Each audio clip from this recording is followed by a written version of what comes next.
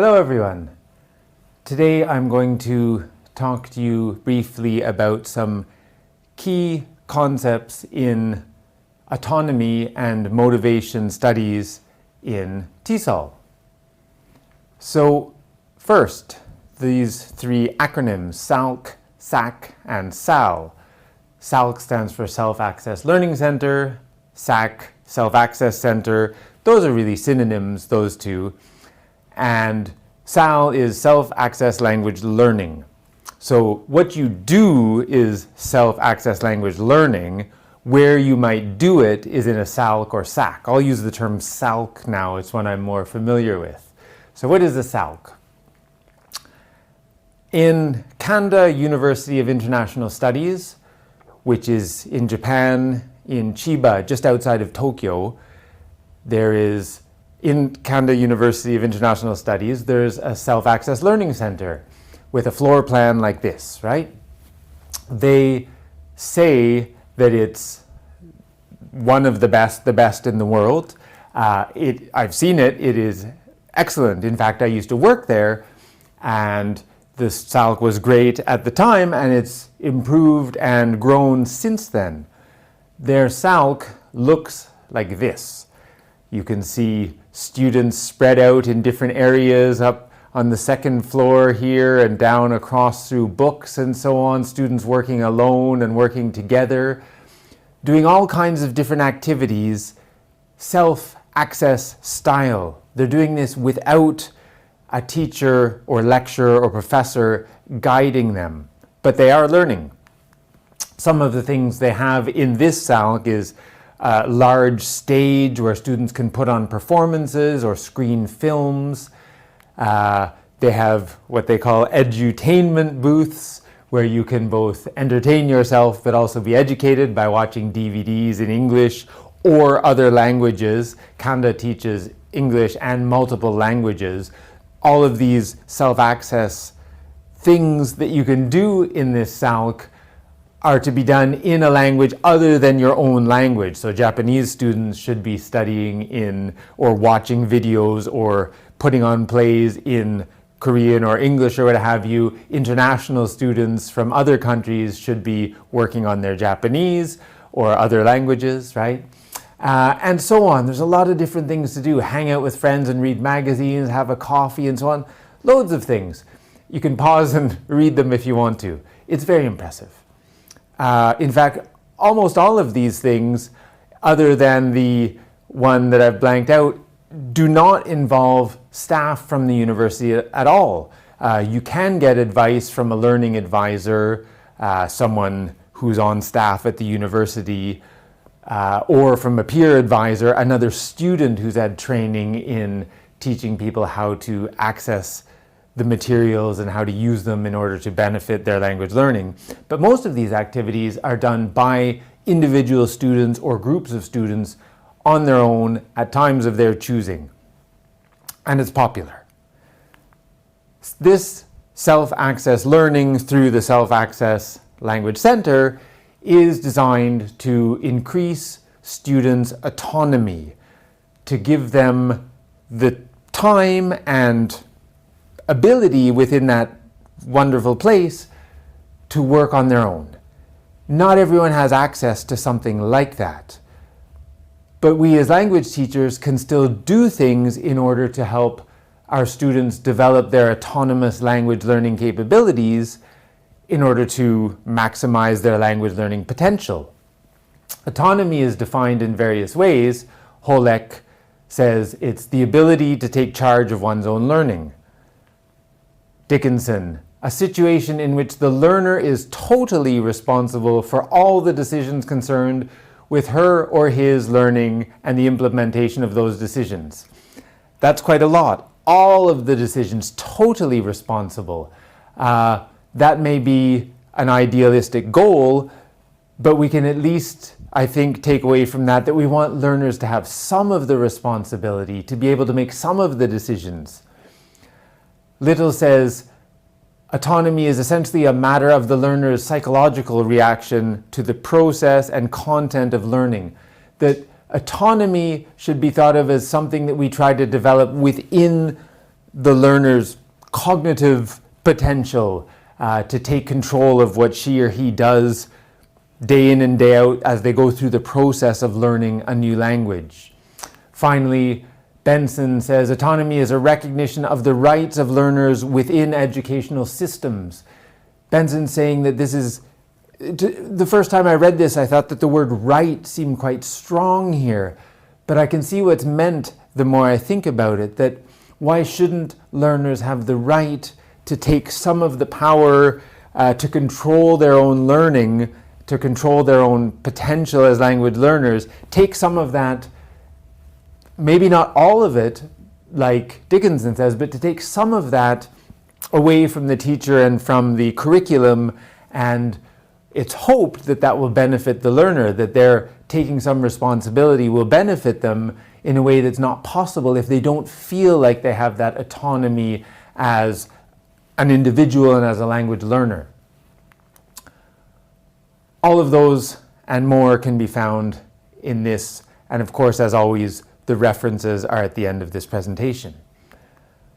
Now, autonomy is sometimes problematic because of people, students and teachers, coming from different educational systems, having different approaches to teaching, and specifically in our case, to language teaching.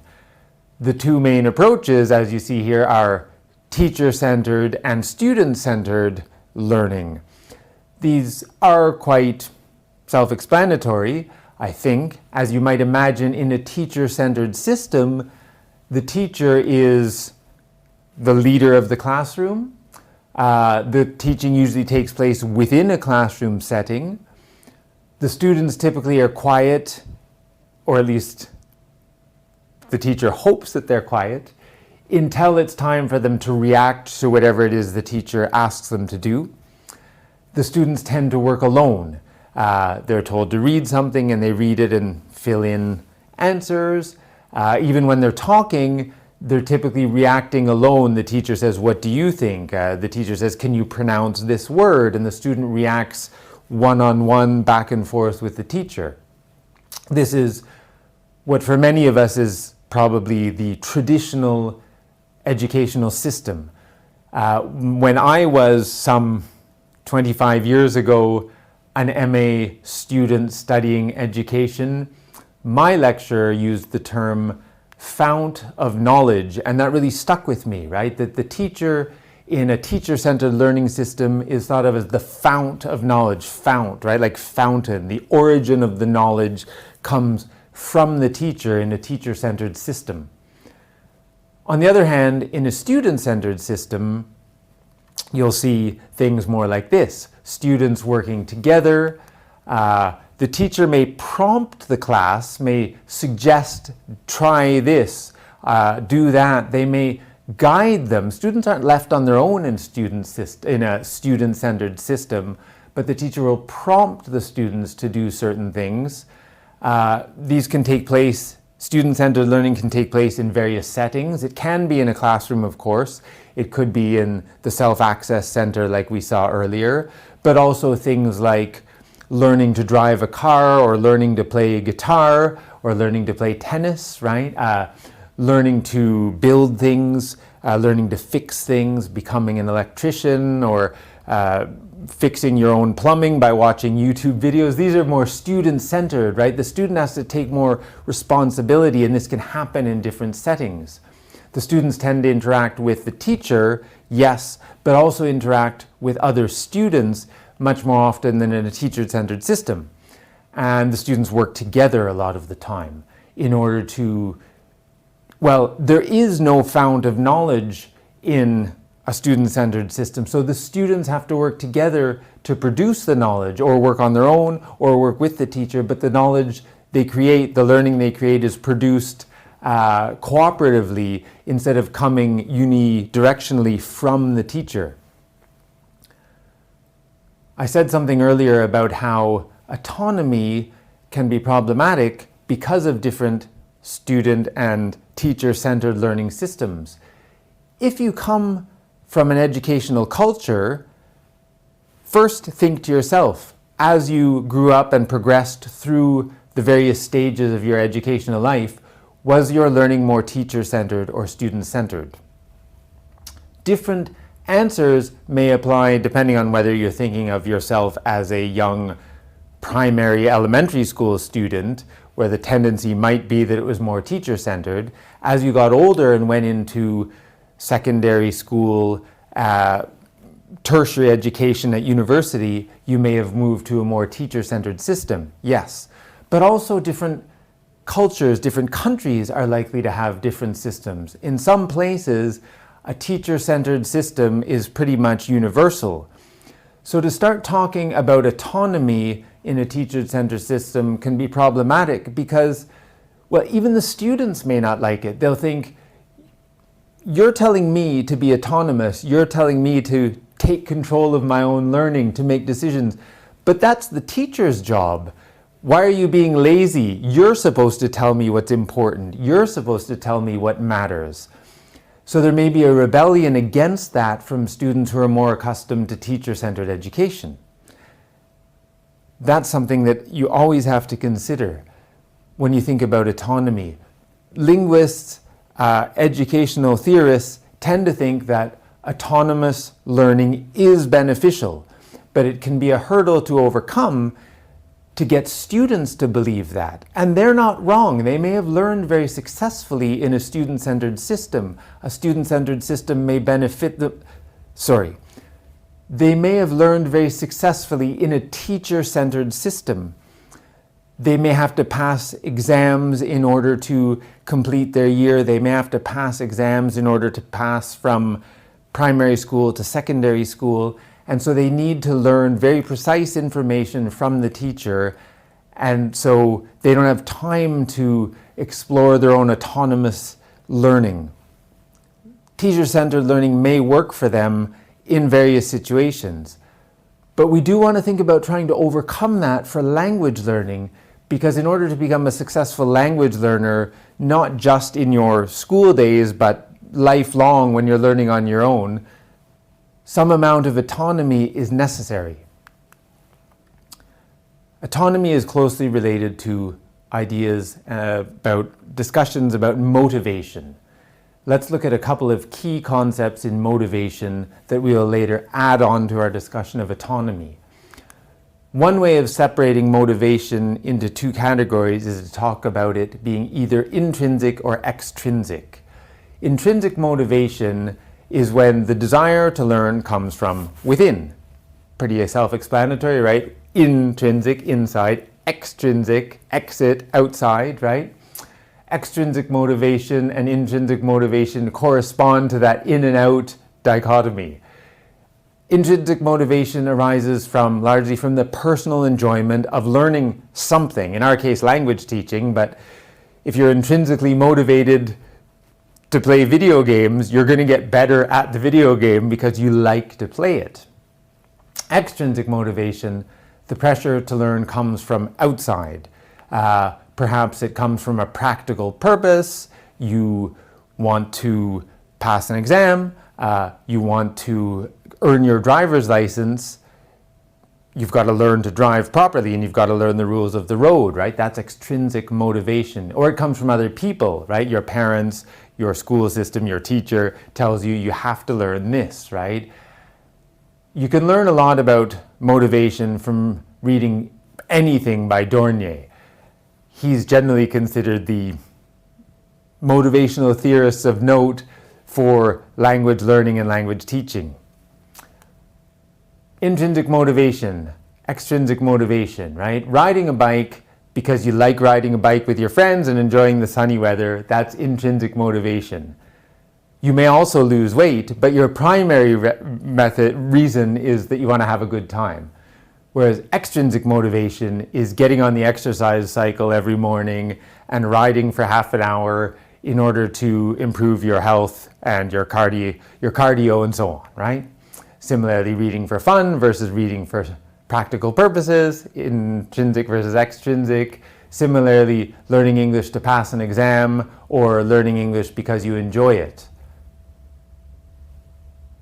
Are you paying attention? That's not right. This is the way it should be. learning English because you enjoy it is intrinsically motivated language learning. Learning English to pass an exam in order to graduate or in order to get a qualification for a better job, that's extrinsically motivated language learning.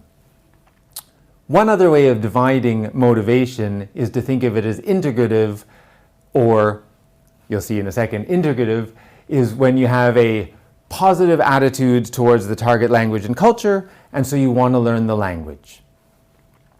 It's something that happens, I see here in our university is quite interesting to me. I'll ask students, you're learning Korean. Are you thinking of going there? Do you have Korean family, Korean heritage or something? No, I like K-pop. Or no, I like anime, so I'm learning Japanese, right? Something as simple as an enjoyment of a certain type of music or a certain type of literature is what motivates people to learn the language. That's integrative motivation, right? Moving to another country or going as a tourist and wanting to know the language just to fit in a little bit while you're there, even for a short time, right? To get along with people smoothly, right? Learning to say hello and thank you and where's the museum and so on. Integrative motivation. Instrumental motivation is where you're learning the language primarily as a tool in order to achieve some practical purposes. You've got reasons such as passing a test or getting a promotion, and that's why you want to learn the language. That's instrumental motivation. Gardner in particular, Gardner and Young here, but Gardner in particular is someone you'll want to read in order to learn more about motivation in terms of it being integrative or instrumental. The relation between motivation and autonomy is a close one. As you can see here, where Gardner and Young write, motivation is a well-recognized factor impacting on success in second language learning, particularly in self-access language learning, which involves a large emphasis on learner autonomy, right? Autonomy and motivation are going to go hand in hand. You won't work as an autonomous learner if you're not motivated by one form of motivation or another. You can think of it as motivation provides the push to start the language learning, whether you're internally motivated or externally motivated, right? Whether someone tells you you must do it or whether you want to do it, you've got that motivation that starts it. But we tend to think now that it's autonomy that provides the drive to succeed in what Dornier calls the long and tedious process of really maximizing your language learning and of becoming highly fluent even in a language, right? It's autonomy that's going to drive that. It sounds funny to say it for those of us who like languages, presumably that's why you're here, but it's true, right? It is a long and tedious process. Long because, of course, there's so much to learn in terms of grammar, vocabulary, syntax, morphology with any language. Tedious because of the sheer amount of repetition, of going over things again and again, right? It can be tedious. Developing that autonomy in language learning is what's necessary if we want someone to succeed long term, once they've left the classroom, once they've left the guidance of a teacher, they've got to be autonomous in order to progress through that long and tedious process. That's why autonomy is so important to long-term language learning. Autonomy is wonderful in theory, but it's a construct of capacity, right? Sometimes, like we saw with Kanda University of International Studies, a university can put a lot of resources into developing that SALC that we saw. There's not always that capacity. Financial, primarily, you don't have the money to build such a thing, but also the expertise involved, right? That took the expertise of lots of people across various fields of education, of language learning and so on in order to develop that. So a limitation of developing autonomous learning is that capacity. we can try to overcome that and develop much smaller autonomous learning provision. That's not a bad thing, right? We've got to make do with what we can. We have to avoid thinking of the ideal situation always. Autonomy is not innate, right? People are not necessarily born autonomous. Culturally, there may be variation, as I discussed earlier, into how much expectation there is of autonomy. It's not innate, but we want to try to enculturate it within our students. It's an idealistic goal to expect fully autonomous language learning students in fully realized self-access learning centers. That's an idealistic goal, but we can look for ways to develop smaller amounts of autonomy in smaller contexts than that. That's fine. Autonomy will exist in degrees then, right? Between fully autonomous language learning situations and fully autonomous language learners and those who are much less so. Finally, to re-emphasize it, autonomy is interpreted differently in different cultures, and we have to allow for that, right? It really was impactful on me to have students tell me that they felt like being told to be autonomous was the teacher waving away his or her duties and trying to pass it on to the students and say, you do the work. So we have to account for that. We have to convince students of the value of autonomy without making them feel like we're just trying to make them carry the weight of language learning. So here's what you should consider while you're doing your research about autonomy and about motivation. First, tie this into what you've read before. What theories of language learning, what methods, what approaches do you think of as being associated with autonomy?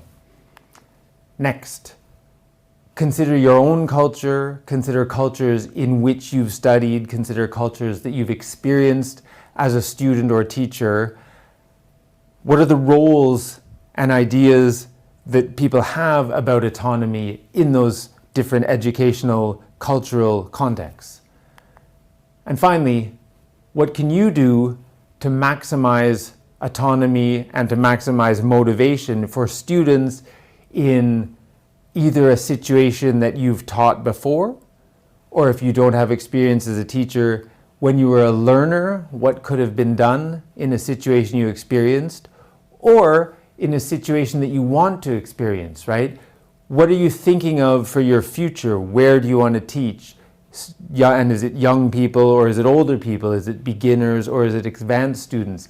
How are you going to try to motivate them in order to improve their language learning capability, not just while they're with you, but throughout the extent of their language learning careers, language learning lives?